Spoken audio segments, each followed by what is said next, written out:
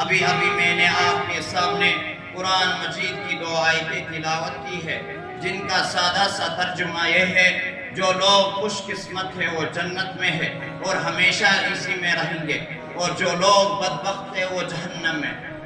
اس دنیا رنگ و بو میں جب انسان آنکھیں کھولتا ہے تو یہ دنیا اسے چاروں طرف سے گھیرنا شروع کر دیتی ہے۔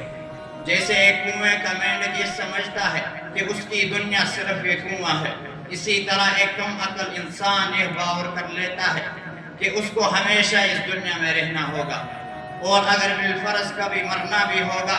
تو فنا ہو جائے گا، ہڈیاں خستہ ہو جائیں گے، جسم کے اعضاء ٹکڑے ٹکڑے ہو جائیں گے، اور اسے اس دنیا کے بارے میں کوئی سوال نہیں کیا جائے گا۔ مگر اس دنیا میں انبیاء علیہ السلام تشریف لائے، انہوں نے یہ بتلایا کہ تمہارا تصور انتہائی غلط ہے، یہ دنیا امتحان گاہ ہے، یہاں تم آسمان کے لیے بھیجے گئے ہو، یہاں کی تمہاری ہر حرکت ہر سکون کا حساب ہوگا۔ اگر اس دنیا کا رہنے والا انسان سرکش، اگر اس دنیا کا رہنے والا انسان نیک عمل کرے گا، حق و صداقت کے علم بردار رہے گا، خالق کائنات کے احکام کے مطابق اپنی زندگی گزارے گا، تو مرنے کے بعد کامیابی اس کے قدم چومے گی۔ اگر اس دنیا کا بسنے والا انسان سرکشی اور غرور کے راستے پر چلے گا،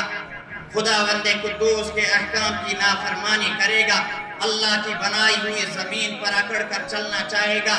ظلم و ستم کی چنگاریوں سے اپنے بھائیوں کو جلانا چاہے گا، تو ایک دن آئے گا جب اسے اپنے کیے کا حساب دینا ہوگا، جب اسے پوچھا جائے گا تمہیں 2 ہاتھ دیے گئے تھے تاکہ تم کسی غریب کی مدد کر سکو، تمہیں 2 آنکھیں دی گئی تھی تاکہ تم صحیح اور غلط میں تمیز کر سکو، تمہیں 2 پیر دیے گئے تھے تاکہ تم خدا کی عبادت کے لیے مسجد تک جا سکو، تمہیں عقل دی گئی تھی تاکہ تم باطل طاقتوں کی مکاریوں کو شکست دے کر حق کی آواز کو بلند کر سکو۔ کیا تم لوگوں نے ایسا کیا؟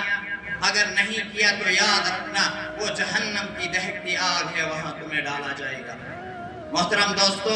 اس دنیا میں چند دن رہنا ہے، بادشاہ ہو یا فقیر، سرمایہ دار ہو یا مزدور، قوی ہو یا کمزور، عقل مند ہو یا بیوقوف، مرد ہو یا عورت، سب کو ایک دن یہ دنیا چھوڑنی ہے۔ یہاں کا سیم و زر، مال و دولت، جائیداد و زمین، دکان و کوٹھیاں، کوئی آپ کے ساتھ نہیں جائے گا۔ ہمیں یہ سب چھوڑ کر ایک ایسی جگہ جانا ہے جہاں ہمارے نیک اعمال ہی ہمارے کام آئیں گے۔ چند پیسے جن کے ذریعے ہم نے کسی غریب کی مدد کی ہے، چند رکعت نماز جو ہم نے خلوص نیت سے ادا کی ہے، چند میٹھی باتیں جو ہم نے کسی مجبور و بے کس کو اطمینان دلانے کے لیے کی ہے، یہی باتیں، یہی چیزیں ہمارے کام آئیں گے۔ باقی اس دنیا کا تمام ساز و سامان ہمارے لیے بیکار ہے۔ سچ کہا ہے کہنے والے نے، تک ہر سوا کو چھوڑ میاں مدیس بدیس پھرنے مارا، قضا کے اجل کا لوٹے ہے دن رات بجا کر نکارا، کیا بدیا بیسا بیل شکر، کیا بنی پلا سربارا،